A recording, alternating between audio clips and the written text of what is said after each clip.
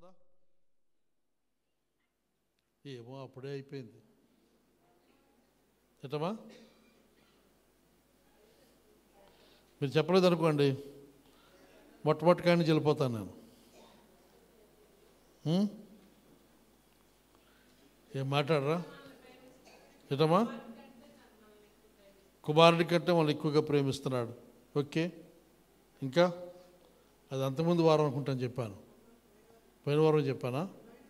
పోయిన వారం అయినా సరే. అయితే ఇంకా అది దాటి ముందుకెళ్ళాను. మనల్ని ప్రేమిస్తున్నాడు, తండ్రి ప్రేమిస్తున్నాడు, ప్రభువైన యేసుక్రీస్తు ప్రేమిస్తున్నాడు, పరిశుద్ధాత్ముడు కూడా ప్రేమిస్తున్నాడు. ఈ మూడు చెప్పిన తర్వాత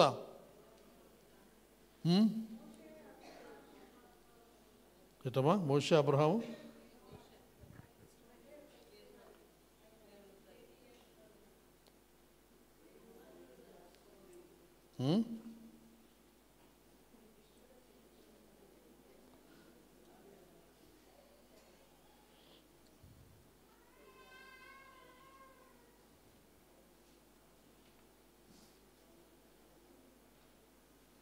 రెండో కొరింథీ పత్రిక 5వ అధ్యాయం 19వ వచనం ఏమిటది?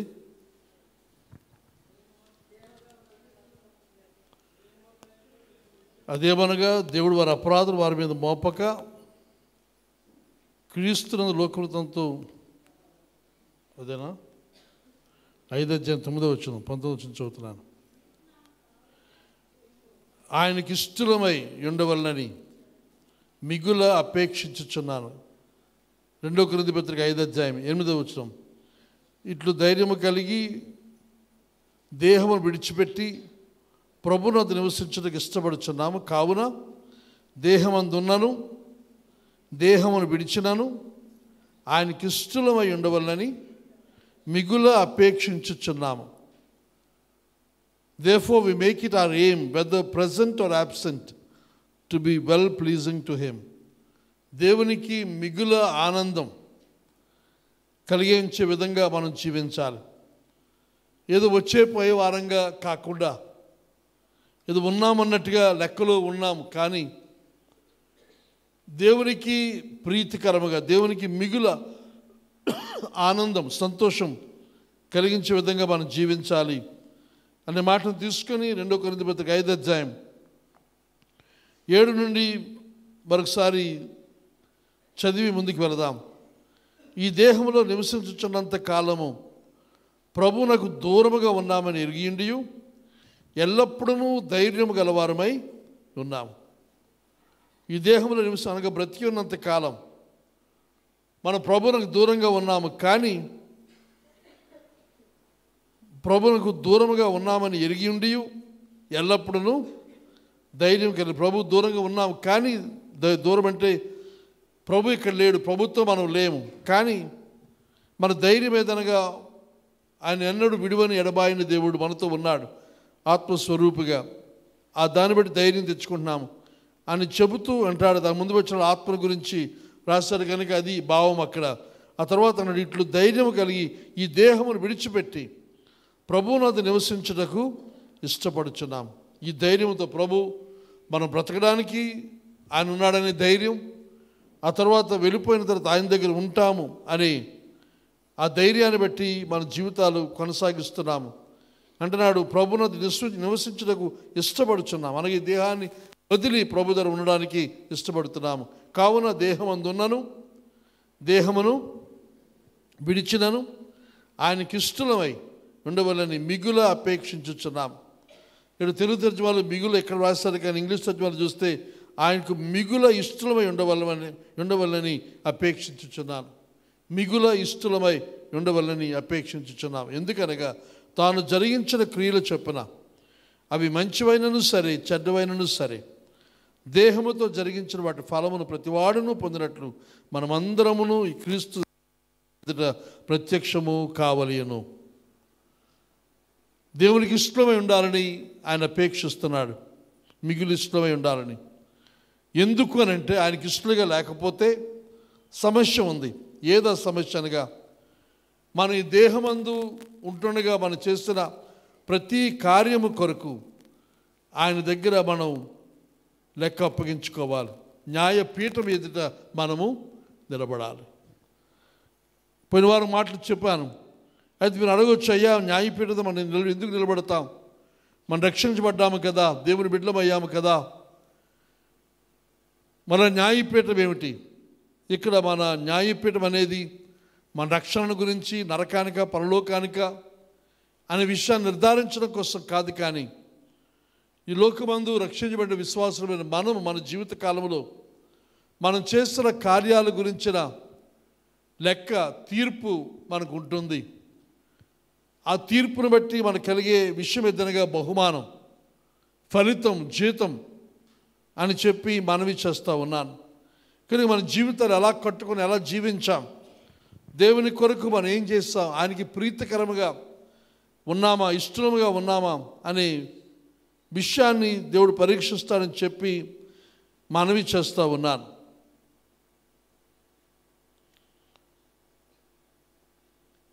ఇంకా పోయిన వారం ఈ వాక్యం చెప్పాను లేదు, నాకు గుర్తులేదు. కొలస్సీ పత్రిక 2వ అధ్యాయం, అందులో వెళ్ళామా?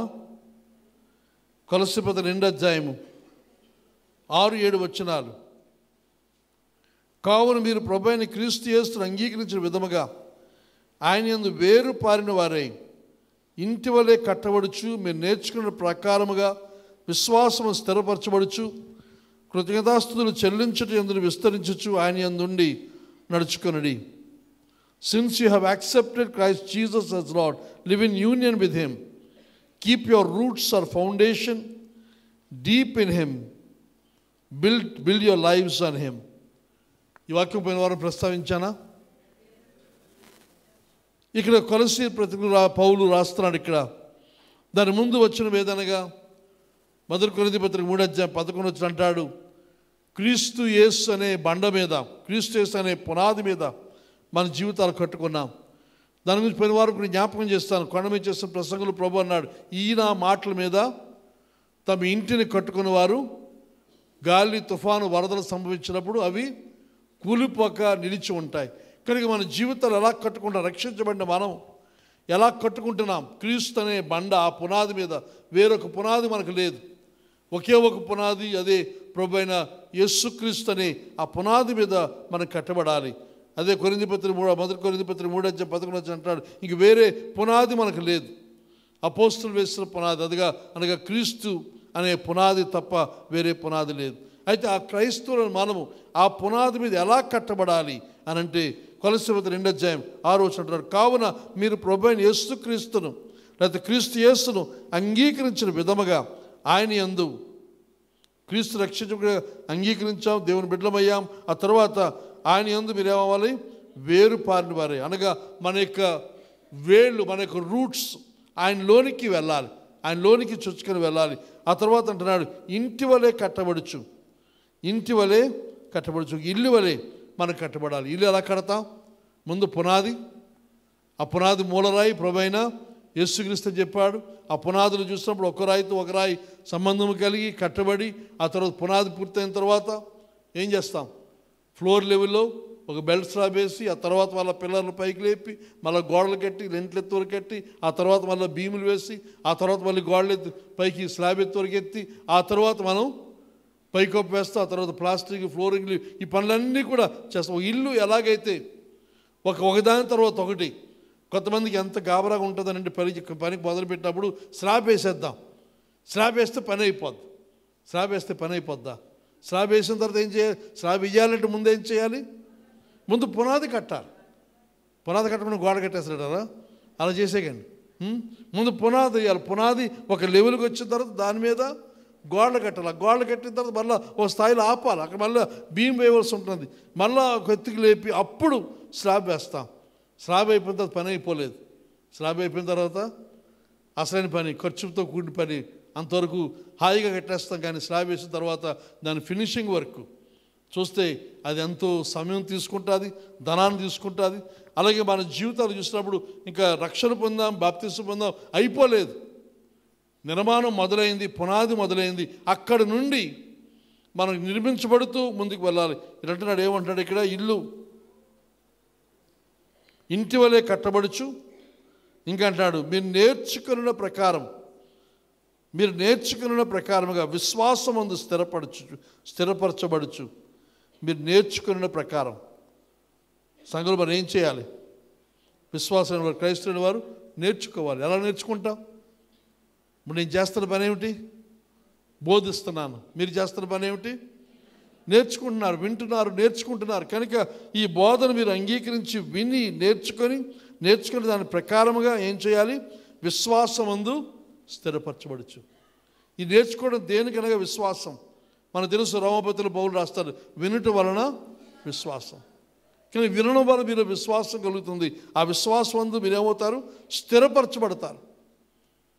ఒకసారి విశ్వాసం ఉంటుంది మనకి, ఆ తర్వాత మనకి కొంతసేపటికి ఆ విశ్వాసం లేకుండా పోతుంది. అనుమానం వస్తుంది, అవిశ్వాసం వస్తుంది, భయం వస్తుంది, సందేహం వస్తుంది.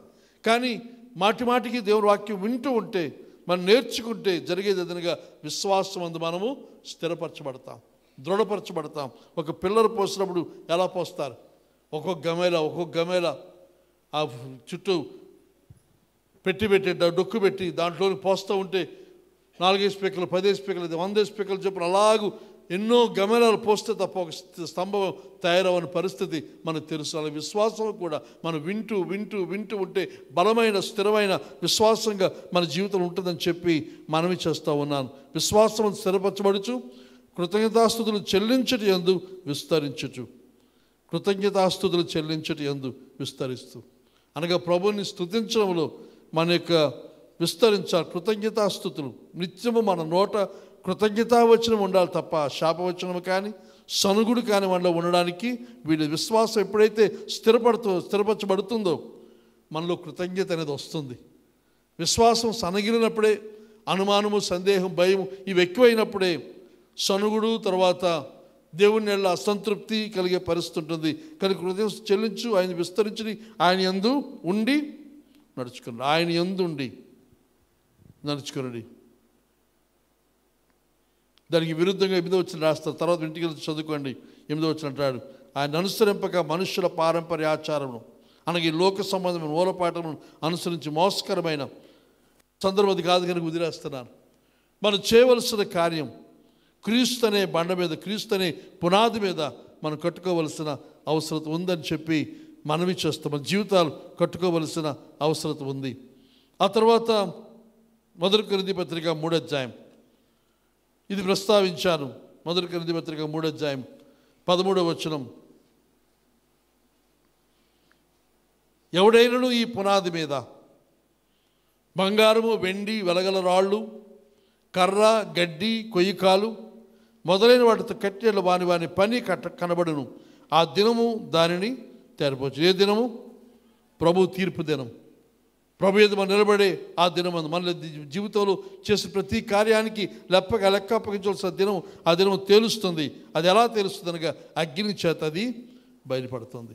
కానీ మనం ఎలా కట్టుకున్నాం, ఎలా చేస్తాం, ఏ రకమైన సేవ చేస్తాం, మనం కట్టింది నిలిచేదా లేకపోతే కాలిపోయేదా, అది ఉంటుందా లేదా స్థిరమైన యొక్క అగ్ని పరీక్షకు అది నిలబడుతుందా అనేది మనం చూడవలసిన అవసరం ఉంది.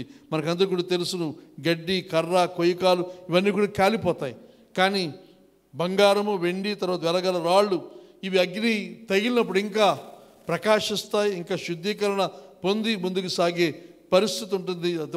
అవి బహుమానాన్ని, ఫలితాన్ని మనకు తీసుకుని వస్తాయి అనే సంగతి దేవుని వాక్యం బట్టి మనం గమనించవలసిందిగా మనవి చేస్తూ ఉన్నాను. కనుక మనం ఎలా కడుతున్నాం?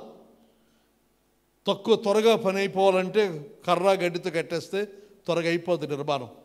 కానీ అదే బిల్డింగ్ కట్టాలి అన్నప్పుడు బంగారము, వెలగల రాళ్లతో శ్రేష్టమైన నిర్మాణం చేయాలి అని అంటే కొంత సమయం పడుతుంది. కనుక ఆ సమయాన్ని మనం వెచ్చించి మనం ఎలా కడుతున్నాం, ఏదో గాబరా కట్టేస్తున్నామా లేకపోతే ఒక స్థిర నివాసాన్ని మనం కడుతున్నామా లేదా అని చూసుకోవాల్సిన అవసరం ఉంది. ఈ నిర్మాణం చూసినప్పుడు మన జీవితాలు, అలాగే మనం చేస్తున్న సేవ, దేవుని నామం పేరట మనం చేస్తున్న కార్యం అది ఏదైనా సరే అది దేవుని యొక్క పరీక్షకు లేకపోతే అగ్ని పరీక్షకు నిలుస్తుందా లేదా అనేది చూడవలసిన అవసరం ఉందని చెప్పి మనవి చేస్తున్నాడు. అంటున్నాడు, ఒక పని కాల్చివేయబడి ఎడల వానికి నష్టము కలుగును. అతడు తన మట్టుకు రక్షింపడు కానీ అగ్నిలో నుండి తప్పించుకున్నట్టు రక్షింపబడును.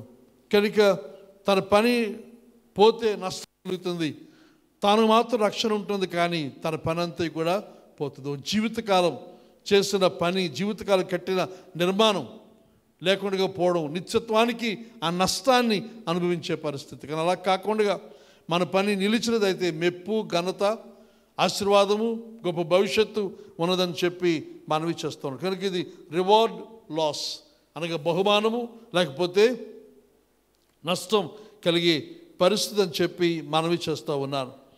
చాలామంది యొక్క భావన ఏదనగా మనం రక్షించబడ్డాం, ప్రభు దగ్గరికి వెళ్ళిన తర్వాత అందరికీ సమానంగా ఆశీర్వాదం ఉంటుంది, అందరికీ సమానంగా బహుమానం ఉంటుంది అంటారు, అనుకుంటారు. కానీ అది కాదు. అందరికీ రక్షణ ఉంది, ప్రభువుల విశ్వాసం, మనందరం కూడా నిత్య జీవానికి వెళతాం. కానీ ఆ నిత్య జీవం ఎలా జీవిస్తాం, ఎలా ఉంటుంది, ఆ స్థానములు, స్థాయి, తర్వాత ఆ బహుమానాలు, ఆ ఫలితము, ఆ బాధ్యతలు, ఆ పనులు వేర్వేరుగా ఉంటాయని చెప్పి మనవి చేస్తూ ఉన్నాను. దేవుని యొక్క ఆశ, కోరిక ఎదురుగా మనందరం కూడా అత్యున్నతమైన మార్కులతో పాస్ అవ్వాలి, అత్యున్నతమైన మెప్పును మనం పొందాలి. ప్రభునకు అత్యంత ప్రీతికరమైన జీవితాలు మనం జీవించి ఆయనకు ఆనందం కలిగిస్తే నిత్యత్వానికి ఆయనతో ఉండే ఆ గొప్ప ధన్యత, ఆ నిత్యత్వం కూడా బాధ్యత, బరువు, భారము కలిగిన వారమై నిజంగా చెప్పాలి. అసలైన సొత్తు, అసలైన బాధ్యత, అసలైన పని, అసలైన విషయాలు ప్రభు మనకు ఎవరై ఉన్నాడు కనుక దాన్ని గమనించవలసిందిగా మనవి చేస్తూ ఉన్నాను. హెబ్రీయుల రాసిన పత్రిక 6వ అధ్యాయం చూద్దాం. మనం ఎలా జీవించాలి? హెబ్రీయుల రాసిన పత్రిక 6వ అధ్యాయం మొదటి నుంచి చూస్తే, కాబట్టి నిర్జీవ క్రియలను విడిచి మారు మనసు పొందుట, నిర్జీవ క్రియలు, త్రాగుడు, చెడుతనము, దుష్టత్వం, పాపం, ఇవన్నీ కూడా జీవానికి ఉపయోగపడనివి, జీవములోనికి తీసుకుని వెళ్ళనివి. ఆ నిర్జీవ క్రియలు విడిచిపెట్టి మారు మనసు పొంది, ఇక్కడ ప్రాథమిక రాస్తున్నాడు పౌలు, ఇక్కడ దేవుని అందరి విశ్వాసమును, బాప్తిస్మములను గుర్చిన బోధయు, అనగా బేసిక్ విషయాలు ఏమిటి అని అంటే మారు మనసు పొందడం, నిర్జీవ క్రియలు విడిచిపెట్టడం, తర్వాత దేవుని యందు విశ్వాసం, తర్వాత బాప్తిస్మములు. ప్రభువునందు విశ్వాసం ఉంచిన తర్వాత మనం చేయవలసిన తర్వాత పని ఏమిటి? బాప్తిస్మం. నమ్మి బాప్తిస్మం పొందువాడు రక్షించబడు. అయితే మేము నమ్ముతున్నామండి, ఆ బాప్తిస్మాన్ని వదిలేస్తాం, మళ్ళీ ఆదివారం చర్చకు వస్తాం, మిగతావన్నీ చేస్తుంటాం, కానీ ఆ బాప్తిస్మం మాత్రం పొందం. అంటే మీ ఇష్టమా, దేవుని ఇష్టమా? మనస్సు ప్రకారంగా మనం ఇది నేను ఎలా ఉంటాను, నా పద్ధతి ఇది అనుకుంటే మీ పద్ధతి మీకు ఉండును గాక, కానీ ఆ తీర్పులో మన తీర్పు తీర్చేది ఆయన పద్ధతి ప్రకారంగా మనం ఉన్నామా లేదా అని చూస్తారు తప్పించి మన పద్ధతిలో మనం ఎంత కరెక్ట్గా ఉన్నాం అనే దాన్ని లెక్కలోకి తీసుకోడు. మనం నమ్మి బాప్తిస్మం పొందకుండా ప్రతి వారం వచ్చినా అది మీ లెక్కలోకి ఎంత మాత్రము కూడా రాదు అని చెప్పి మనవి చేస్తాం. కనుక ప్రాథమికమైనది మొదటిది బాప్తిస్మం. దినమంది చాలా సంతోషం. ఈ 30 తారీఖున వచ్చే నెల డిసెంబర్ బాప్తిస్మలోనే ఉన్నాం. అడప దుర్గారావు గారు పేరు ఇచ్చారు, సంతోషం. ఇంకా అలా మిగతా వారు దయచేసి ప్రభువునందు విశ్వాసం ఉంచండి, నమ్మండి, విశ్వాసం బాప్తిస్మం మొదలు అక్కడి నుంచి ముందుకు సాగవలసిన అవసరం ఉంది. తర్వాత అంటాడు హస్త నిక్షేపణము, మృతుల పునరుత్థానము, నిత్యమైన తీర్పును పునాది మరలా వేయక. ఇవన్నీ కూడా ప్రాథమికమైన విషయాలు. అది పునాదిగా మరలా పని లేదు అని చెబుతూ అంటున్నాడు, సంపూర్ణల మగుటకు సాగిపోదు. మనం సాగాలి, ముందుకు వెళ్ళాలి. పునాదులు ఆగిపోవద్దు, బై బేసిక్ ఆ ఫౌండేషన్లో ఆగిపోవద్దు. మనం ముందుకు సాగాలి, ముందుకు ఎదగవలసిన అవసరం ఉంది. మారు మనసు, బాప్తిస్మం పొందిన తర్వాత, విశ్వాసం కలిగిన తర్వాత, దేవుని చేత అభిషేకించబడిన తర్వాత, మృతుల పునరుత్థానం గురించి, నిత్యమైన తీర్పు గురించి నేను మాట్లాడుతున్న మాటలు ఇవి ప్రాథమికమైన విషయాలు అనే సంగతి ఇక్కడ హెబ్రీపతి రాసిన భక్తులు రాష్ట్రంగా మనం చూస్తున్నాం. సంపూర్ణ మగుటకు సాగిపోదాం అని చెబుతూ అంటాడు 3వ వచనంలో, దేవుడు సెలవిచ్చిన ఎడల మనం అలాగూ చేయదు. ఒకసారి వెలిగింపబడి పరలోక సంబంధమైన వరమును రుచి చూచి పరిశుద్ధాత్మలో పాలివారై దేవుని దివ్యవాక్యమును రాబో యుగములు సంబంధమైన శక్తుల ప్రభావమును అనుభవించిన తరువాత తప్పిపోయిన వారు తమ విషయములో దేవుని కుమారుని మరలా సిలువ వేయించు బాహాటముగా ఆయన అవమానపరుచున్నారు గనుక మారు మనసు పొందినట్లు అట్టి వారిని మరలా నూతన పరచుట అసాధ్యం. అనగా రక్షించబడి దేవుని బిడ్డలయ్యి ఈ ప్రాథమిక విషయాలు ఎరిగిన వారై వారు వెలిగింపబడ్డారు ఒకసారి, కానీ తర్వాత పరిశుద్ధాత్మతో పాలుబారయ్యారు, పరిశుద్ధాత్మ యొక్క వరమును పొందుకున్నారు. కానీ వారు ఇవన్నీ పొందిన తరువాత మళ్ళా తిరిగి వెనక్కి వెళ్ళినట్లయితే, అనుభవించిన తర్వాత దేవుని దివ్యవాక్యమును రాబో యుగ సంబంధ శక్తుల ప్రభావం అనుభవించిన తర్వాత తప్పిపోయిన వారు ఒకరు తప్పిపోతే తమ విషయంలో దేవుని కుమారుని మరలా సిలువ వేస్తున్న పని చేస్తున్నారని చెప్పి ఇక్కడ రాస్తూ ఆయన్ని ఆయనను అవమానపరుచుచున్నారు. కనుక అలాంటి వారికి, మారు మనసు పొందినటువంటి వారికి మరలా నూతన పరచుట అసాధ్యం. కనుక అలా ఎవరైనా ఉంటే దయచేసి ఆ స్థితిలో ఉండొద్దు. మారు మనసు పొందినటువంటి వారు నూతన పరచడం అసాధ్యం. ఇలాగ మనకు తెలిసిన తర్వాత కొన్నిసార్లు మనం సమయాన్ని వృధా చేస్తున్నాం ఇలాంటి వారిని మళ్ళా రప్పించడానికి. మళ్ళీ మనం చెప్పడం వారు వినరు, వారి యొక్క వాదన వారికి ఉంటాయి. కనుక అది వదిలేసి సమయం తక్కువ ఉంది కనుక రక్షణ పొందని వారికి, దేవుని ఎరిగిన వారికి మనం సువార్త చేస్తే మంచిదని చెప్పి మనవి చేస్తాం. దీని గురించి ఇంకా రాస్తున్నాడు, ఎట్లనగా భూమి తన మీద తరచుగా కురియు వర్షములు త్రాగి ఎవరి కొరకు వ్యవసాయం చేయబడినో వారికి అనుకూలమైన పైర్లను ఫలించుచు దేవుని ఆశీర్వచనం పొందును. అయితే ముండ్ల తుప్పలను గచ్చతీగలను దాని మీద పెరిగిన ఎడల అది పనికిరానిదని విసర్జింపబడి శాపము పొందదగినదగును, తొదగది కాల్చివేయబడును. ఇది చాలా భయంకరమైన మాట ఇక్కడ రాస్తూ ఉన్నాడు. వర్షంతో పోలుస్తున్నాడు. భూమి మీద వర్షం కురుస్తుంది, అయితే ఫలానా వారి పొలంలో వర్షం కురుస్తుంది. అయితే ఆ వర్షం కురిసిన ఆ రైతు లేకపోతే ఆ స్థల యజమాని ఆశించేది ఏదనగా మంచి పంట ఆశిస్తాడు. కానీ ఆ భూమి మంచి పంట కాకుండా ముండ్ల తుబ్బలు గచ్చతీగలు దాని మీద పెరిగితే దానివల్ల ఉపయోగం లేదు, యజమానికి ఉపయోగం లేదు. అది విసర్జింపబడి శాపం పొందుతుంది. ఇంకా తొదకది కాల్చివేయబడి అనగా నరకాగ్ని, అగ్నిగుండంలో పడే ప్రమాదకరమైన పరిస్థితి ఉందని చెప్పి మనవి చేస్తాం. అనగా రక్షించబడి వెనక్కి వెళ్ళిపోయిన వారి సంగతి, సువార్త ఎరిగి, వాక్యం ఎరిగి, విశ్వాసం ఎరిగి, తర్వాత తీర్పుల గురించి ఎరిగి, నిత్యత్వాన్ని గురించి ఎరిగి, ప్రభు చేసిన కార్యాన్ని గురించి ఎరిగి కొంతకాలం ఉండి ఆ తరువాత వెనక్కి వెళ్ళిపోయిన వారి విషయమై వారు మారు మనసు పొందడానికి అవకాశం లేదు. కారణం ఏదనగా ప్రభువుని మరలా సిలువ వేస్తున్నంతటి కార్యాన్ని చేస్తూ ప్రభువుని అవమానపరుస్తున్నారు. ఆ కారణం చేత వారు మారు మనసు పొందే పరిస్థితి లేదని చెబుతూ వారు ఇంకా భయంకరమైన స్థితి ఏదనగా ముండ్ల తుప్పలు గచ్చతీగలు దేవుని కొరకు ఫలించడం మానేసి, ఈ ఫలాన్ని గురించి ఒకసారి మీరు గుర్తుంచుకోండి. మళ్ళీ చివరికి దాని దగ్గరికి వస్తాను నేను. మన క్రైస్తవులు మనం ఫలించవలసిన అవసరం ఉంది. మన నుండి పంటను ప్రభు కోరుతున్నాడు. మనం చూస్తాం ప్రభు యొక్క ఆఖరి వారంలో అంజూరపు చెట్టును చూసి కొని, ఈ మైకుడు ఆగిపోతాం మనం, అంజూరు చెట్టు ఆకలి కొని అని అంటాడు అక్కడ. ఇక మీద ఎవరు కొన్ని ఫలమును భుజింపకుందురు గాకని దాన్ని శపించాడు. దాంతో వేళ్ళు మొదలుకున్నది ఎండిపోయినట్టుగా వాక్యంలో మనం చూస్తూ ఉన్నాం. కనుక మనందరి జీవితాల్లో ప్రభు ఆశిస్తున్నది ఫలం. మనం ఎదగాలి, ఫలించాలి. కనుక విశ్వాసం ఒక నిర్మాణం ఎలాగైతే కట్టబడుతుందో, ఒక చెట్టు మొక్క ఎలాగైతే వేళ్ళుని ఎదుగుతుందో, ఫలిస్తుందో, మన జీవితాలకు కూడా అలా ఉండవలసిన అవసరం ఉందని చెప్పి మనవి చేస్తూ ఉన్నాను.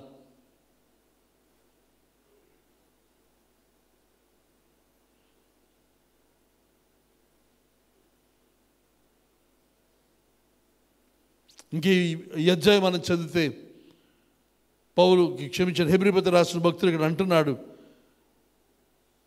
11వ వచనంలో, మీరు మందులు కాక, అంటే మందులు కాక అంటే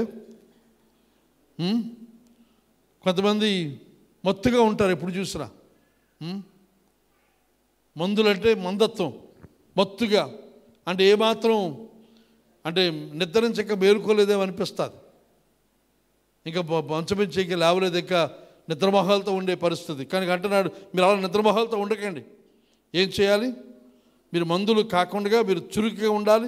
విశ్వాసము చేతను, ఓర్పు చేతను, వాగ్దానము స్వతంత్రించుకున్న వారిని పోలి నడుచుకున్నట్టు మీరు ప్రతివాడును మీ నిరీక్షణ పరిపూర్ణమైన నిమిత్తం మీరు ఇదివరకు కనపరిచిన ఆసక్తిని తొదమట్టుకు కనపరచవాలని అపేక్షించున్నాం. కానీ ఇక్కడ మాట ఎదురుగా మీరు మందులు కాక ఎలా ఉండాలి? ఆసక్తితో ఉండాలి. ఆసక్తి ఉండాలి. దేనికి ఆసక్తి? దేవునిచ్చిన వాగ్దానాలు స్వతంత్రించుకోవడానికి ఓర్పు చేత ఉంటూ స్వతంత్రించుకొని వారిని పోలి నడుచుకున్నట్టుగా మీరు ప్రతివాడును మీ నిరీక్షణ పరిపూర్ణమగు నిమిత్తం మీరు ఇదివరకు కనబడిచిన ఆసక్తిని తొదమట్టుకు కనపరచాలి. మనకు ఆసక్తులు కాకూడదు, మందులు కాకూడదు, నిద్రమత్తు మనలను ఆవహించకూడదు. మెలకువగా ఉండాలి, లేవాలి, చురుకుగా ఉండాలి, ఉత్సాహంతో ఉండాలి. ఆసక్తితో ఉండాలి. మన విశ్వాస జీవితంలో పరిపూర్ణముగా మనం ఎదగవలసిన అవసరం ఉందని చెప్పి మనవి చేస్తూ ఉన్నాను. అయితే మన జీవితాల గురించిన దేవుని యొక్క ఆలోచన ఏమిటి, ఆయన చిత్తం ఏమిటి, మనం ఏం చేయాలని ఆశిస్తున్నాడు? మన 139వ కీర్తనలో మనం చూస్తాము 16వ వచనములో దావీదు ఇక్కడ రాస్తూ అంటాడు, నేను తల్లి గర్భమందు పిండముగా ఏర్పడుతున్న కాలములో 139వ కీర్తన 16వ వచనం, నేను పిండమునై ఉండగా నీ కన్నులు నన్ను చూచెను, నియమింపని దినముల్లో ఒకటైనను కాకమునిపైన దినములన్నీ నీ గ్రంథములో లిఖితములాయను. నీ గ్రంథములో లిఖితములయ్యాయి. నేను ఇంకా గర్భమందు ఉంటుండగానే నన్ను గురించిన తలంపులు, నన్ను గురించిన ఆలోచనలు అవన్నీ కూడా ఒక గ్రంథముగా, ఒక పుస్తకముగా నువ్వు రాశావు అని చెప్పి ఇక్కడ దావీదు కీర్తనలో తెలియజేస్తూ ఉంటాడు. కనుక మన జీవితాల గురించిన చిత్తం, మన జీవితాల గురించి ఆలోచన దేవునికి ఉంది. ఎప్పుడైతే దేవుని యొక్క ఆలోచన మనం నెరవేరుస్తామో మన జీవితం సార్థకమవుతుంది. దేవుని చిత్తాన్ని కాకుండా మన సొంత ఇష్టాన్ని నెరవేర్చుకుంటే దేవునికి దూరంగా ఉంటాము, దేవుని చిత్తానికి విరుద్ధంగా ఉంటాము, దేవునికి ప్రీతికరం కాకుండా ఉండే పరిస్థితి. కానీ దేవుని చిత్తాన్ని నెరవేరిస్తే ఆయన మన యందు ఆనందిస్తాడు. దేని కొరకైతే దేవుడు మనల్ని కలుగు చేస్తాడో అది నెరవేర్చినప్పుడు ఆయనకి ఎంతో ఆనందం అని చెప్పి మనవి చేస్తూ ఉన్నాను. అలాగే ఎఫెసీ పత్రిక 2వ అధ్యాయం అంటాడు 10వ వచనం, ముందు మనం చూస్తాం కదా మరొకసారి జ్ఞాపకం, మరియు వాటి యందు మనము నడుచుకుని వల్లని, ఇక రక్షించబడిన వారిని గురించి రాస్తున్న మాటలు ఇవి. ఆయన మరియు వాటి యందు మనం నడుచుకుని వల్లని దేవుడు ముందుగా సిద్ధపరిచిన సత్క్రియలు చేయుటకై మనము క్రీస్తు యేసునందు సృష్టింపబడిన వారమై ఆయన చేస్తున్న పని అయి ఉన్నాం. మనం ఎప్పుడైతే రక్షించబడ్డామో క్రీస్తునందు నూతన సృష్టి చేయబడ్డాం. అయితే మనము ఆయన యందు చేయవలనని సత్క్రియలు ముందుగానే నిర్ణయించాడు. కనుక వాటిని మనం చేయవలసిన అవసరం ఉంది. ఇక్కడ వచ్చిన గమనించండి 10వ వచనంలో, ముందుగా సిద్ధపరిచిన సత్క్రియలు చేయుటకై మనము చేయాలి. ఇంగ్లీష్ చదివాలంటే that we should walk in them, వాటి యందు మనం నడవాలి, ఆ సత్క్రియలు మనం చేయాలి. రక్షించబడ్డాము కాబట్టి మనలో ఆటోమేటిక్గా ఈ సత్క్రియలు వస్తాయని కాదు. మన కొరకు దేవుడు నియమించిన సత్క్రియలు మనం చేయడానికి మనం ఇష్టపడి మనం చేయాలి. దేవుడు ఎప్పుడూ కూడా మన యొక్క స్వేచ్ఛా చిత్తానికి వ్యతిరేకంగా ఆయన పనిచేయడు. మన ముందు అవకాశం ఉంటుంది, మన కొరకు దేవుని యొక్క ఆలోచన ఉంది, దేవుని చిత్తం ఉంది. కానీ చేస్తామా చేయమా అనేది మన మీదే ఆధారపడి ఉంది. మనం చేస్తే ఆయన సంతోషించాడు, చేయకపోతే ఆయనకి దుఃఖము బాధ కలుగుతుందని చెప్పి మనవి చేస్తున్నాను. ఇంకో తెచ్చమంటాడు షుడ్ వాక్ ఇన్ దెమ్, అనగా దేవుడు మన కొరకు ఏర్పాటు చేసిన ఆ సత్క్రియలు యందు మనం నడవాలి. సరే, ఇప్పుడు కొలస్సీ పత్రిక వద్దాం. కొలస్సీ పత్రిక 1వ అధ్యాయం, కొలస్సీ పత్రిక 1వ అధ్యాయం. ఇక్కడ పౌలు చేస్తున్న ప్రార్థన మనం చూస్తాం, 9-10 వచనాలు. కానీ ఇంగ్లీష్ తెలుగులో చూస్తే అవి 9 నుంచి 12 వరకు కలిపేస్తాడు. ఇక్కడికి ఇంగ్లీష్లో చదివి నేను తర్జుమా చేస్తాను. కొలస్సీ పత్రిక 1వ అధ్యాయం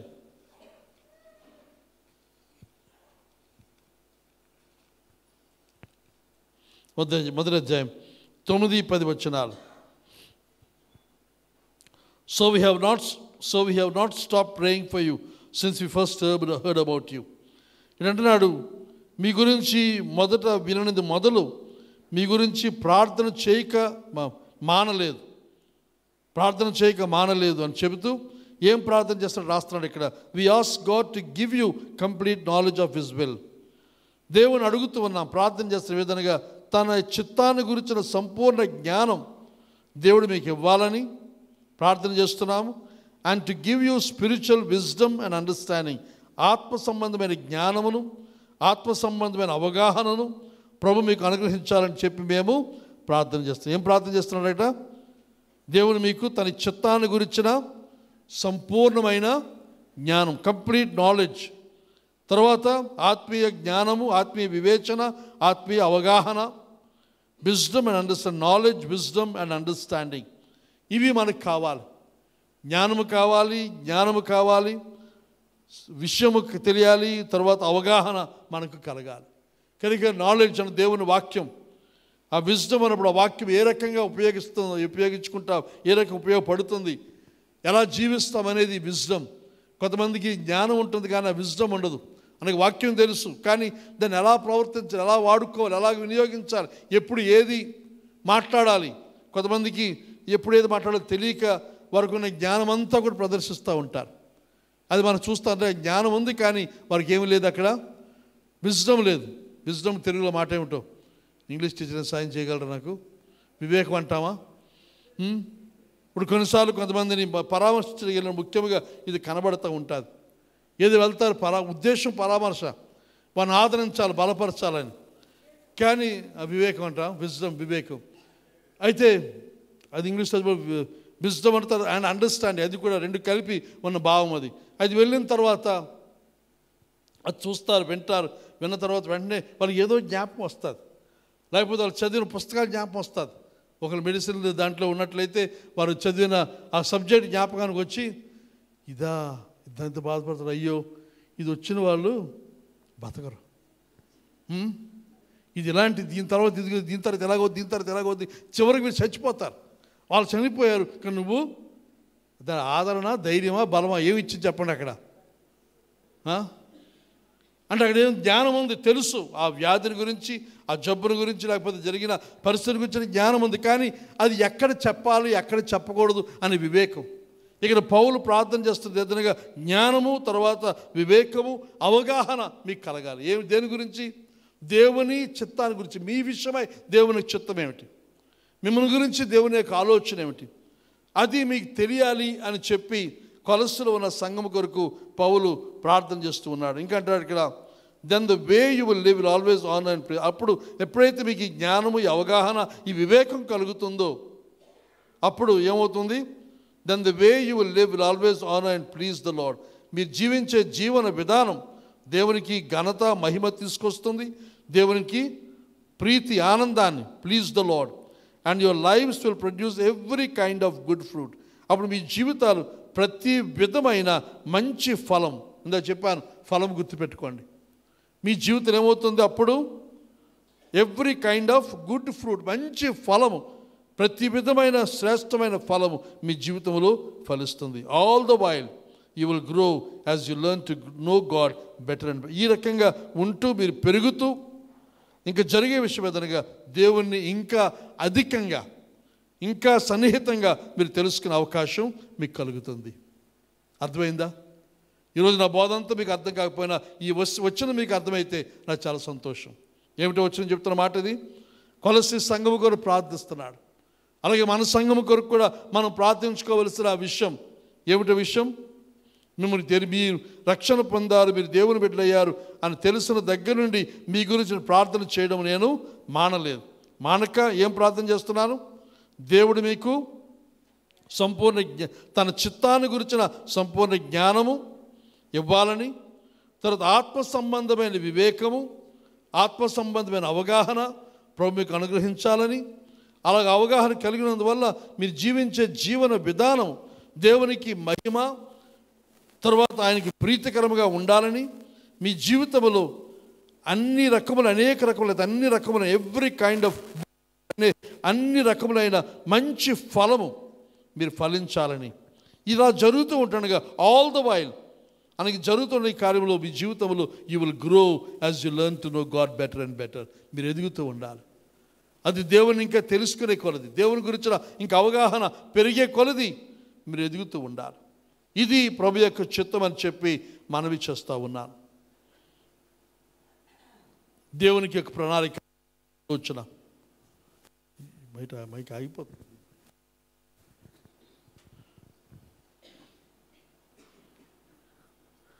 ఇర్మియా గ్రంథంలో చూస్తాం 29వ అధ్యాయం, రికార్డ్ అవుతారు.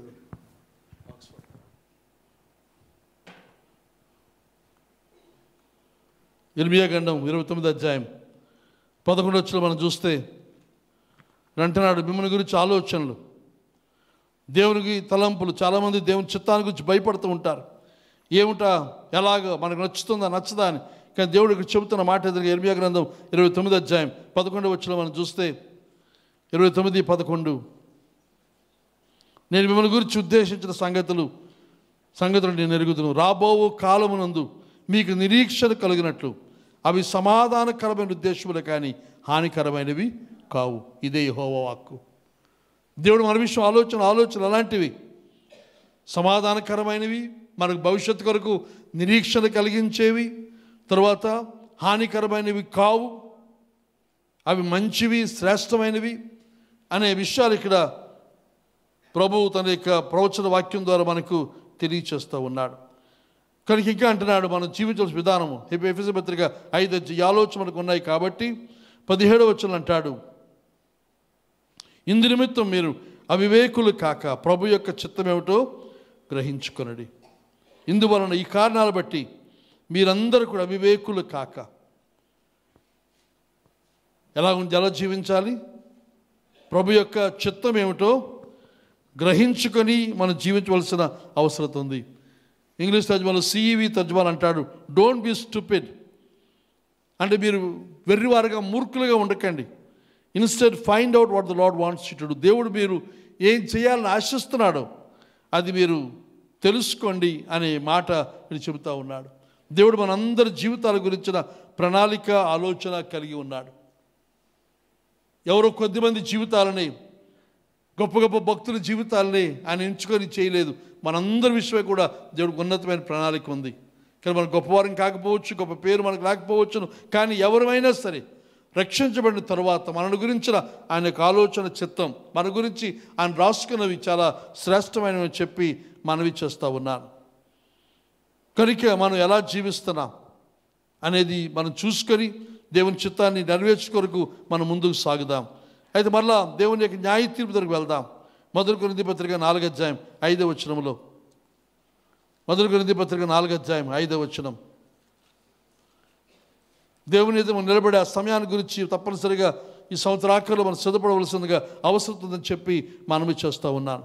అంటున్నాడు, కాబట్టి 4:5 వచనం, కాబట్టి సమయం రాకముందు అనగా ప్రభు వచ్చే వరకు దేనిని గురించి మీరు తీర్పు తీర్చకండి. ప్రభు వచ్చే సమయం ఉంది, తీర్పు తీర్చే సమయం అది అని చెబుతూ అంటాడు, ఆయన అంధకారమందలి రహస్యములను వెలుగులోనికి తెచ్చి హృదయములోని ఆలోచనలను బయలుపరిచినప్పుడు ప్రతి వారికి తగిన మెప్పు దేవుని వలన కలుగును. ఆ తీర్పులో జరిగే విషయం ప్రభు ఎదురు మనం నిలబడినప్పుడు అని అంటున్నాడు, ఆయన అంధకారమందలి రహస్యములను వెలుగులోనికి తెచ్చి, when the Lord comes he will bring our deep secrets to light.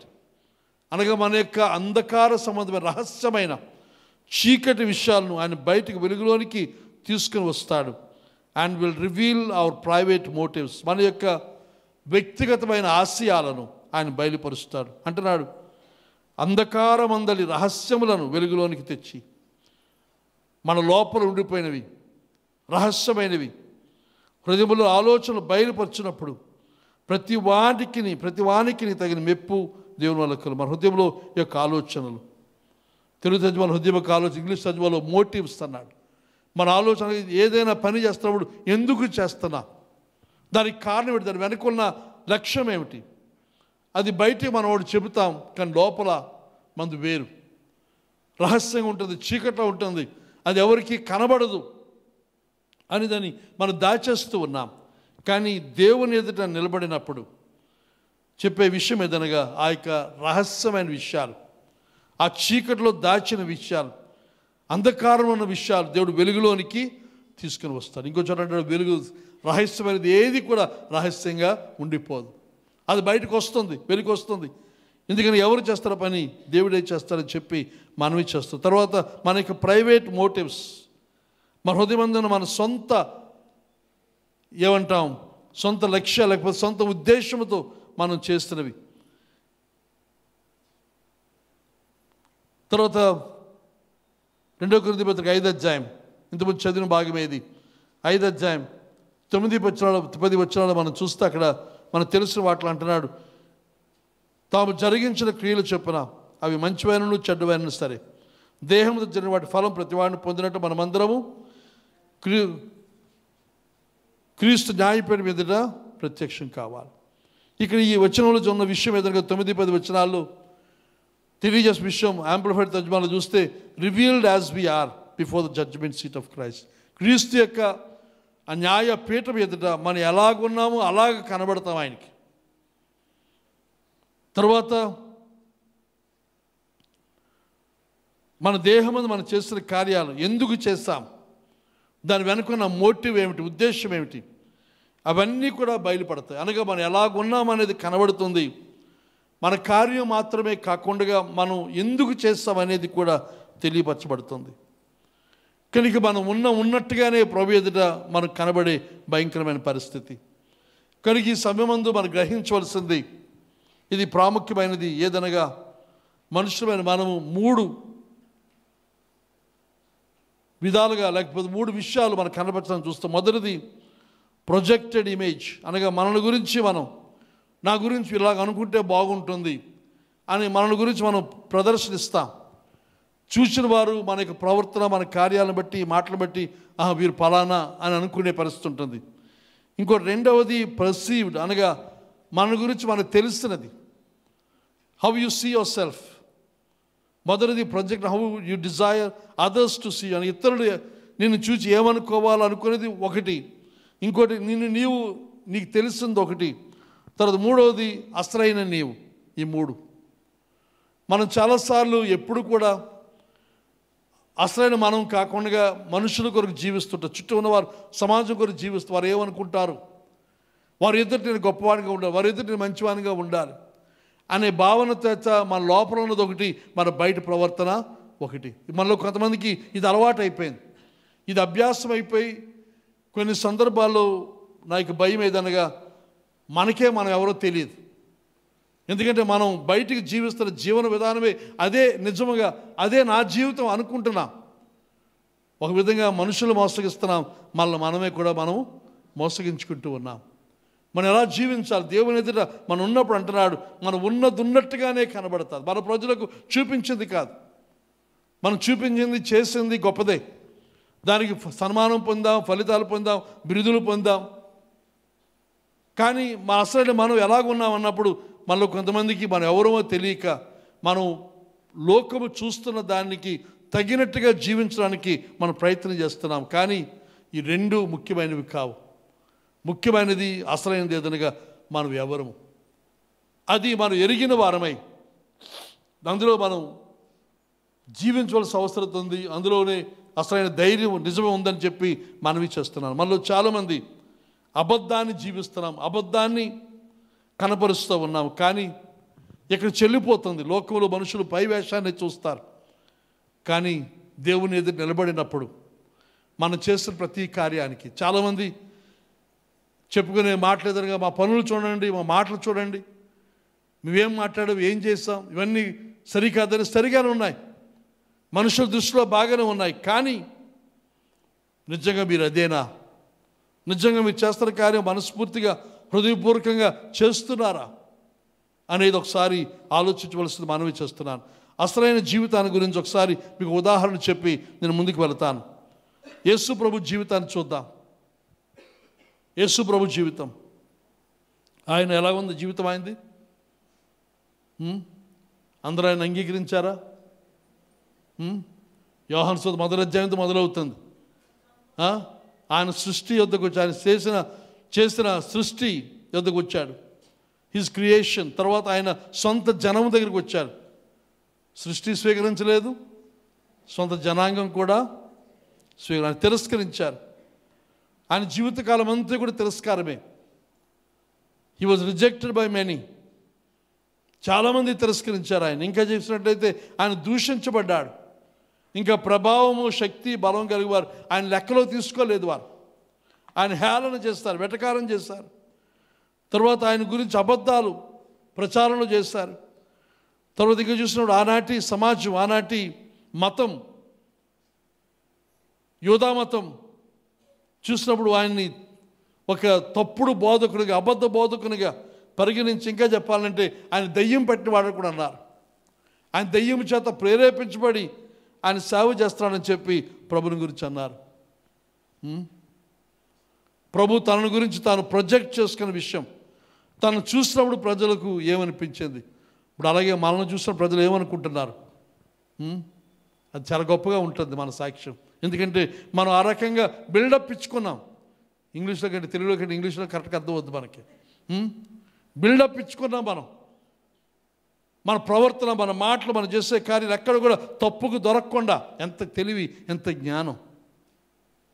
బాధించడానికి వీల్లేదు. అంత జ్ఞానంగా పగడబందీగా తడకట్టేశాం, దానికి గచ్చిపోత పూసేసాం, సున్నం వేసేసాం, కాంక్రీట్ గోడలాగా ఉంటుంది. కానీ ఆ గోడలు దేవుని ఎదుట ఆ లోపల తడక కాలిపోద్ది. అగ్ని చేత ఆయన దహించినప్పుడు కాలిపోతుంది. ప్రభువైన యేసుక్రీస్తు జీవించిన విధానము చూస్తే చుట్టూ ఉన్నవారు చాలామంది ఆయన తిరస్కరించారు, హేళన చేశారు, అవమానించారు. అయితే దేవుడు ఏమంటాడు చూద్దాం ఒకసారి. హెబ్రీ పత్రిక 1వ అధ్యాయం, హెబ్రీ పత్రిక రాసిన భక్తులు అంటాడు 1వ అధ్యాయం 3వ వచనం అంటాడు, ఆయన దేవుని మహిమ యొక్క తేజస్సును, కింద ఫుట్ నోట్ ఇచ్చాడు, లేక ప్రతిబింబమును, ఆయన తత్వం యొక్క మూర్తిమంతమై ఉండి తన మహత్తుగల మాడితే సమస్తం నిర్వహించచ్చు, పాపముల విషయంలో శుద్ధీకరణ, అదంతా కూడా 4వ వచనం కల్పిస్తాడు. అక్కడ 3వ వచనం మనం చూసినాడు అంటున్నాడు ఇక్కడ, express image of the father, తండ్రి అయిన దేవుని యొక్క ప్రతిబింబం, దేవుని మహిమ యొక్క తేజస్సును, ఆయన తత్వం యొక్క మూర్తిమత్వమై ఉండేను. కానీ ప్రభువైన యేసుక్రీస్తు ఎవరు? తండ్రి యొక్క తేజస్సు, లేకపోతే తండ్రి యొక్క ప్రతిబింబము, ఆయన మూర్తిమత్వం యొక్క మహత్తుగల యొక్క మూర్తిమంతమై ఉండి, ఆయన తత్వం యొక్క మూర్తిమంతం అనగా దేవుని యొక్క తత్వం అంతా కూడా ప్రభువైన యేసుక్రీస్తులో ఉంది. కానీ ఇది ఆయన గురించి అసలైన సత్యం. ఇంకా ప్రభు అంటాడు యోహాను సువార్త 14 చూస్తే, నన్ను చూచిన వారు తండ్రిని చూచారు. ఇంతకాలం మీతో ఉన్నా నన్ను చూడలేదా? నన్ను చూచారంటే మీరు తండ్రిని చూచినట్లే.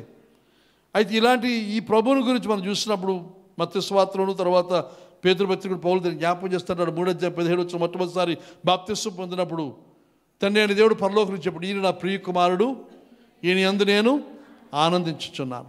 తర్వాత 17వ అధ్యాయం 5వ వచనంలో రూపాంతర కొండ మీద మరొకసారి దేవుడు మాట్లాడడం మనం చూస్తాం. ఆ రూపాంతర కొండ మీద అనుభవాన్ని 2వ పేతురు పత్రికలో 1వ అధ్యాయంలో 17వ వచనంలో పేతురు అంటాడు, మేము విన్నాం ఆ స్వరం, ఆయన మేము చూచాం. కనుక ఆయన ఎవరు అని అంటే ప్రభు అయిన యేసుక్రీస్తు. లోకం దృష్టిలో ఆయన గనుడుగా లేడు. లోకం అని తిరస్కరించి చివరికి ఆయన అవమానించింది, చివరికి శిలువ మరణానికి అప్పగించింది. ఘోరమైన నేరస్తులకు విధించే శిక్ష ఆయనకు విధించబడింది. కానీ దేవుని దృష్టిలో నా ప్రియ కుమారుడు, ఈయన యందు నేను ఆనందిస్తున్నాను. అది తన సేవా జీవితం అంతలో 33 సంవత్సరాల కాలంలో 2 సార్లు మనకు కనబడుతుంది. ఒకటి బాప్తిస్మం అప్పుడు, రెండోసారి రూపాంతరపు కొండ మీద. మరి మిగతా ఎప్పుడు కూడా కనబడదు. కానీ విశ్వాసంతోనే ప్రభు కొనసాగాడు. కనుక ఒక్కొక్కసారి ప్రభు యొక్క మెప్పు, ప్రభు యొక్క విషయాలు మనకు మాటి మాటికి వస్తూ ఉండవు. పాతవి మనం విన్నది, మన ప్రభు చెప్పినది, దాన్ని గుర్తుపెట్టుకొని మనం కొనసాగవలసిన అవసరం ఉందని చెప్పి మనవి చేస్తూ ఉన్నాను. ప్రభుని ఇక్కడ మెచ్చుకోవడం గల కారణం 3వ అధ్యాయం 17వ వచనం మత్తయి సువార్తలో బాప్తిస్మం పొందినప్పుడు ప్రభు అంటే, ప్రభు తను నేను దేవుడు చెబుతున్న మాట, ఆయన నేను ఆనందిస్తున్నాను. అంతవరకు ప్రభు ఏ రకమైన సేవ చేయలేదు, ఏ అద్భుతాన్ని జరిగించలేదు. ఆయన చేసేదల్లా ఏదనగా మానవుడిగా వచ్చాడు, మానవుడిగా జీవించాడు. 30 సంవత్సరాల వయసులో బాప్తిస్మం పొందిన అదొక్కటే ఆయన చేస్తున్న పని. దానికి ప్రభు తండ్రి అని దేవుడు పరలోకం నుంచి అంటాడు, ఈయన ప్రియ కుమారుడు, ఈయన యందు నేను ఆనందిస్తున్నాను. కనుక మన యందు దేవుడు ఆనందిస్తున్నాడా అనగా మనం చేసిన కార్యాలను బట్టి కాదు, మన యొక్క లోపల స్థితిని బట్టి ఆయన జవాబు ఆ మెప్పును మనకిస్తాడని చెప్పి మనవి చేస్తూ ఉన్నాను. యోహాను సువార్త 7వ అధ్యాయం మనం చూద్దాం ఒకసారి. ఇక్కడ యేసు ప్రభు యొక్క సహోదరుల విషయమై యోహాను సువార్త 7వ అధ్యాయం. మనకు తెలుసు యేసు ప్రభు జన్మించినంత వరకు మరియా యోసేపులు కలవలేదు లైంగికంగా. యేసు ప్రభు జన్మించిన తరువాత మరియకు యోసేపు వలన బిడ్డలు కలిగారు. ఇది ఆర్సీఎం వాళ్ళు నమ్మరు. కనుక వీరు దాన్ని పట్టుకొని మీరు వేలాడకండి. యేసు మరియ కన్యకగా ఉండిపోలేదు. ప్రభుని జన్మనిచ్చినప్పుడు కన్యక మరియే. కానీ ఆ తరువాత ప్రభు జన్మించిన తరువాత యోసేపు తాను కలిసి జీవించిన ఆ జీవితంలో వారికి బిడ్డలు కలిగారు, కుమారులు కలిగారు, కుమార్తెలు కూడా కలిగారు. అయితే ఇక్కడ 7వ అధ్యాయంలో మనం చూస్తున్నాము. 7వ అధ్యాయం 3-4 వచనాలు చూస్తే, యూదుల పర్ణశాలల పండుగ సమీపించను గనుక ఆయన సహోదరులు ఆయనను చూచి నీవు చేయించిన క్రియలు నీ శిష్యులు చూచినట్లు ఈ స్థలము విడిచి యూదయకు వెళ్ళుము. బహిరంగమును అంగీకరింపబడు గోరువాడు ఎవడును తన పని రహస్యము జరిగింపడు. నీవు ఈ కార్యములు చేయించిన ఎడల నిన్ను నీవే లోకమునకు కనపరుచుకోనుమని చెప్పిరి. ఇక్కడ అన్నదమ్ములు, ప్రభు యొక్క అందరూ తమ్ముళ్ళు అని చెప్పొచ్చు, ప్రభు కంటే చిన్నవారు. వారు ప్రభుని ఇక్కడ హేళన చేస్తారు. కింద వచ్చి రాస్తున్నాడు, ప్రభునందు వారు విశ్వాసం ఉంచలేదు. కానీ వారికి బాల్యము నుండి నాకు విశ్వాసం, వాక్యం అర్థం చేసుకోవచ్చు. మరియా యోసేపులు యేసు ప్రభుకు చెప్పుంటారు ఆయన పుట్టుక, ఆ విషయాలు, ఆ దేవదూతలు రావడం, ఇవన్నీ కూడా సంగతులు అన్నీ కూడా వారు ఎరిగే ఉంటారు. కానీ వారు ప్రభునందు విశ్వాసం ఉంచలేదు. విశ్వాసం ఉంచక యూదుల పర్ణశాల పండుగ, ఈ పండుగ అందరూ కూడా యెరూషలేము వెళ్తారు. సంవత్సరానికి తప్పనిసరిగా 3 సార్లు వెళ్ళే ఈ పండుగ ఒక పండుగ. ఈ పండుగ అందరూ యెరూషలేము వెళ్తారు, ప్రజలందరూ అక్కడ ఉంటారు. కాబట్టి నువ్వు ఎక్కడ ఊళ్ళో ఉండిపోయాడు, ప్రభు వెళ్ళలేదు, బయలుదేరలేదు. ఇంటి దగ్గర ఉండిపోతే వాళ్ళు అంటున్నారు, నువ్వు ఎక్కడ ఉండిపోతే ఉపయోగం, నువ్వు వెళ్ళాలి, అక్కడ వెళ్ళి అక్కడ నీ పనులు చేయి. నువ్వు చేస్తున్న అద్భుతాలు సూచక్రియలు అక్కడ యెరూషలేములో చేస్తే దానివల్ల నీ పేరు వస్తుంది, నువ్వెవరో తెలుస్తుంది. కానీ నువ్వు ఎక్కడ ఉండిపోతే, ఈ మారుమూలు ఉండిపోతే ఎవరు చూస్తారు? ఇంకా అంటున్నాడు ఇక్కడ, ఈ స్థలం విడిచి యూదయకు వెళ్ళము, బహిరంగమున అంగీకరింపబడు గోరువాడు తన పని రహస్యమును జరిగింపడు. నీవు ఈ కార్యము చేయించిన ఎలా నిన్ను నీవే లోకను కనపరుచుకోమని చెప్పి నిన్ను చూపించుకో, వెళ్ళు. ఇది వారి యొక్క మాటగా మనం చూస్తూ ఉన్నాం. కానీ సాధారణ ఎవరైనా సరే తమను తాము ప్రదర్శించుకోవడం, చెప్పుకోవడానికి, చూపించబడ్డానికి, లేదా అంగీకరించబడ్డానికి, గొప్ప సంపాదించడానికి అందరూ ఉండే చోట వెళ్ళి చేస్తారు. కానీ మారుమూలు ఎవరు కూడా చేయరు. కానీ ప్రభు అలా కాకుండా మారుమూల ప్రదేశాలు, ఎవరు వెళ్ళని ప్రదేశాలు, శానా దెయ్యం పెట్టేవాడు ఒక్కడే ఉన్నాడు ఆ ఊరిలో, వాడి కొరకు వెళ్ళాడు, వాడిని రక్షించి వాడిని కాపాడాడు. ఆ దెయ్యాలు వాడిని వెలగొట్టాడు. ఆ ఊరు వారందరూ మా ఊరు వండొద్దు వెళ్ళిపోమన్నప్పుడు ప్రభు వెంటనే బయలుదేరొచ్చు. మళ్ళీ వారు తగు పెట్టుకోలేదు, ఇక వీరందరూ దెయ్యాలు పట్టున్నాయి, మీకు విడుదలిస్తాను అని ఆయన చెప్పలేదు. ఎప్పుడైతే వారు వద్దన్నారో అక్కడి నుంచి బయలుదేరి ఆయన వచ్చేసాడు. ఆయన పేరు ప్రఖ్యాతి గొప్పతనం కొరకు ఆశించిన వాడు కాడు. మరి ఆయన బిడ్డలమైన మనం ఇంత చేస్తే అంత ప్రచారం, ఇంత జరిగితే అంత హడావిడి, వీలైనంత వరకు లోకానికి తెలియాలి, అందరికీ తెలియాలి అని మనం చేస్తున్న ప్రయత్నము, తాపత్రయము చాలా భయంకరంగా ఉంటుందని మనవి చేస్తూ ఉన్నాను. కనుక మనం దేవుని దృష్టిలో మనం ఎలాగ ఉన్నాము అది ముఖ్యం.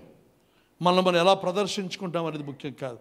కానీ క్రైస్తవులముగా మరి ముఖ్యంగా ఎన్నో సంవత్సరాలుగా విశ్వాసులమైన మనము ఈ 3 రకాలైన జీవితాలు కాకుండా ఒకటే జీవించాలి.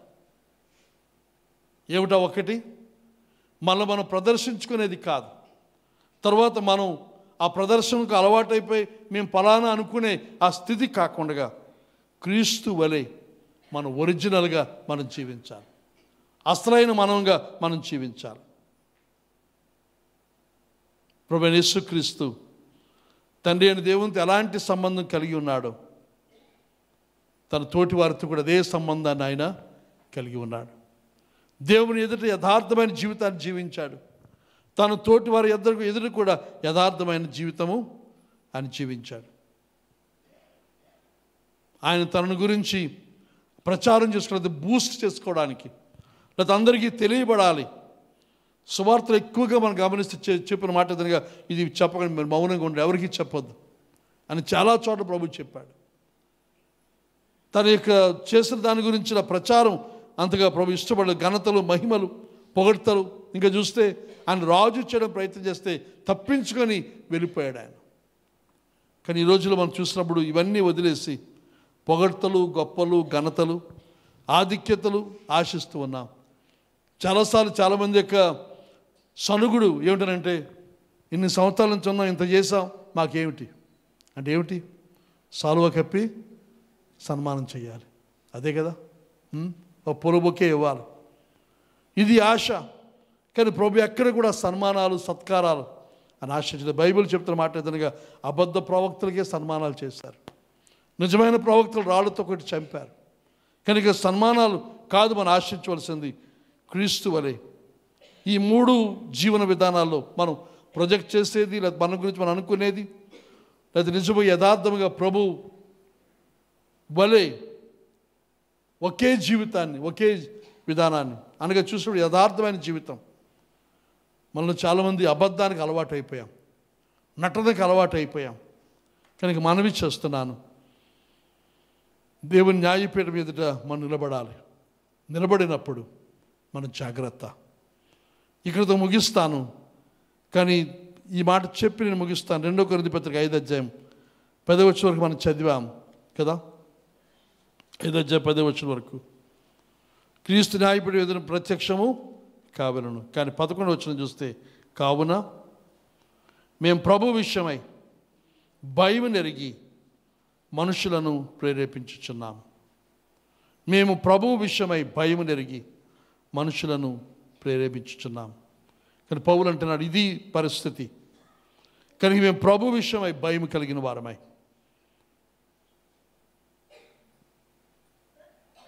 మేము మనుషులను ప్రేరేపించుచున్నాము. కనుక ఈ సత్యాలు విన్న తర్వాత మనలో కలగవలసింది ఏదనగా దేవుని అందలి భయం. దేవుని చేత మీద వచ్చే వారం ఈ భయాన్ని గురించి మాట్లాడతాను. ఇంతవరకు సత్తు వినని మీకు వందనాలు చెల్లిస్తున్నాను. దేవుడు మనందరిని దర్శించి ఆస్వాదించును గాక.